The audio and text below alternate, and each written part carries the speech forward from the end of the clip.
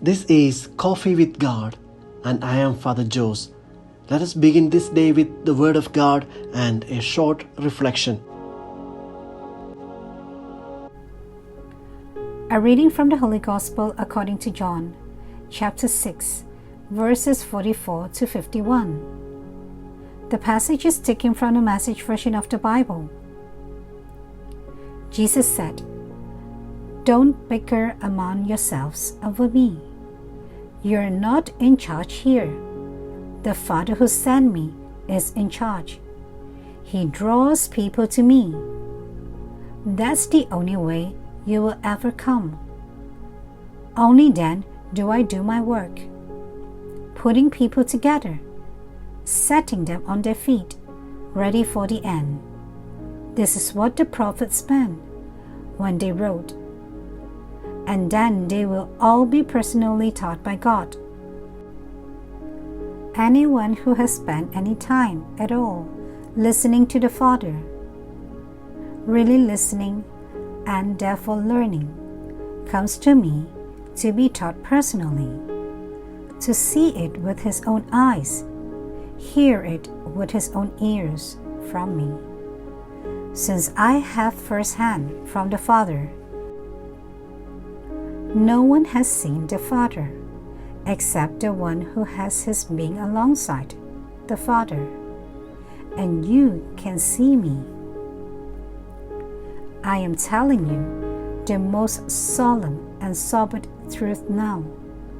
Whoever believes in me has real life, eternal life. I am the bread of life.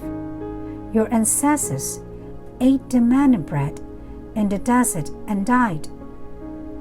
But now, here is bread that truly comes down out of heaven. Anyone eating this bread will not die ever. I am the bread, living bread, who came down out of heaven.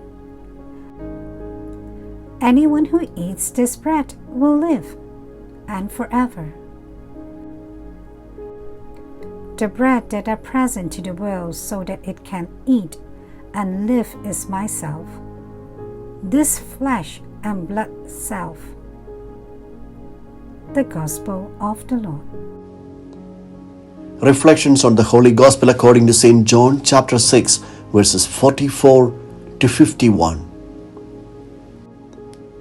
In the Gospel for today, Jesus invites those who had seen the miracle of the multiplication of the loaves to upgrade their faith.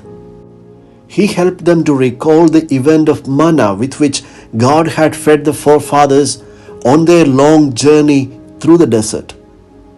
Now he applies the symbol of the bread to himself and says, "I am the bread of life." For our daily lives, we need bread, and Jesus is that bread. Pope Francis explains the passage by saying, "Jesus alone nourishes our soul. He alone forgives us from that evil that we cannot overcome on our own.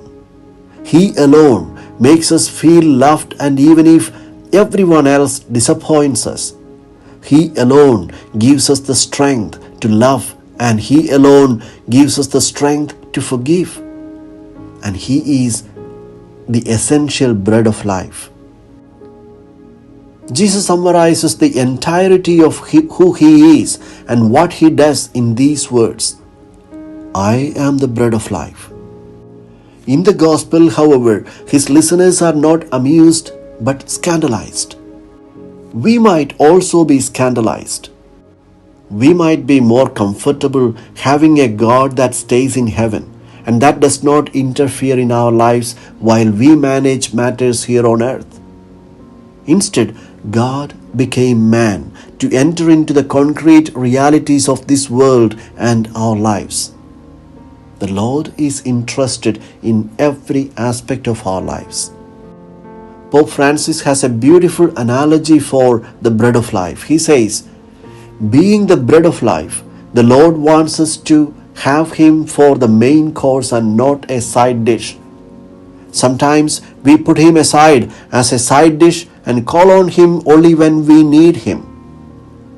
At least once a day, we eat together in our family, perhaps in the evening for the dinner. It would be lovely before breaking the bread to invite Jesus, the bread of life, to ask Him simply to bless what we have done and what we have failed to do. Let us invite Him into our homes. Let us pray at home. Jesus will be at the table with us, and a greater love will feed us. The phrase, "eat my flesh," means much more than eating the Eucharistic bread. It means assimilating the person of Jesus and living as another Christ with flesh and blood.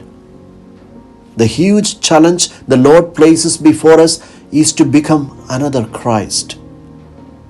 May the Virgin Mary, in whom the Word became flesh, help us to grow daily in friendship with Jesus, the bread of life.